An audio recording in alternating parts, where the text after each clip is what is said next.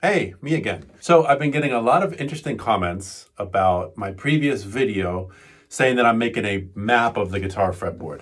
So I'm going to explain what I'm talking about to everybody, and then if you're a guitarist, you're going to want to stick around.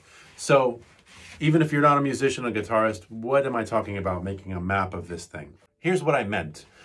If you play the guitar, depending on what type of music you've spent most of your time playing, you're going to have varying degrees of really understanding where all the notes are, okay? I think there are 3 tiers, right? On the top tier is jazz guitarist, because in order to play that type of music, they had to really map out where all the notes are. The middle tier is popular music, rock music, folkloric music, different musics from around the world. Sometimes they're played by ear, sometimes they can become very sophisticated, but it's sort of a middle tier. You might develop a really good way of getting around, but you're probably going to be somewhere in that middle tier. Bottom tier is classical, okay? If you're a classical guitarist and that's been your only experience or most of your experience, you're going to have a much more limited understanding of how to access all of the notes everywhere. Now, you have all sorts of skills. Most of my experience is on the classical side. You're probably good at reading compared to other guitarists. You're probably really good at theory and understanding all sorts of things about music, and you can develop incredible musicianship. I'm talking about something different. I'm talking about being able to understand what is going on in every key all over the neck very quickly, very automatically. So as an overview, the whole reason for the Fretboard Map adventure is that there are 3 tiers of guitar understanding: jazz guitar, popular guitar, classical guitar. All right, did everyone leave? Just guitarists left? Cool, let's get down to details. So here's what I'm doing. In this month, I took the key of E flat, and I'm going to take a bunch of different approaches and go through them. And I'm going to show them to you and ask you for your feedback. Primarily, I'm going to ask you to tell me how hard or easy is each of these things.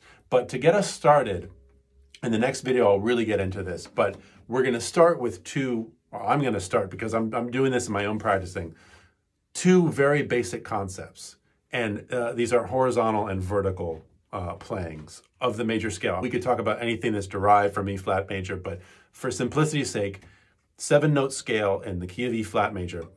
And horizontal means we're going to play the notes of this scale up and down the instrument 1 string at a time. 1 finger, 1 string, okay? And vertical means position scales. There are 5 positions. A lot of people know these. They're almost standard. There's slightly variations on them, but generally there's kind of these 5 shapes that just repeat all over the neck.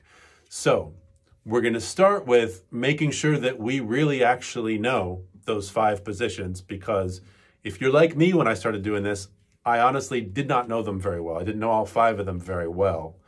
And we're also going to get into the 1 string at a time, which I found incredibly challenging when I started doing it. And then over time, it got easier. So those are the first 2 things we're diving into. Okay, I'm going to stop myself right there. Those first 2 things are the foundational building blocks: horizontal, vertical. Those are the building blocks. And on top of those, I'm going to give you a series of what I'm calling games. I'm going to be posting videos just about every day, some of them very short, just showing you one concept that I'm working on and asking you, what do you think of this? Is this really hard? Is this really easy? You know, is this something you do? And then we're going to get creative. We're going to make up new things and all the rest. I'm going on a chaotic journey, kind of in a crazy order. I'm going to show you what I'm doing, and hopefully you're going to get into this too. Not just copy what I'm doing, but I'm going to encourage you to play around with it and come up with your own versions of these games.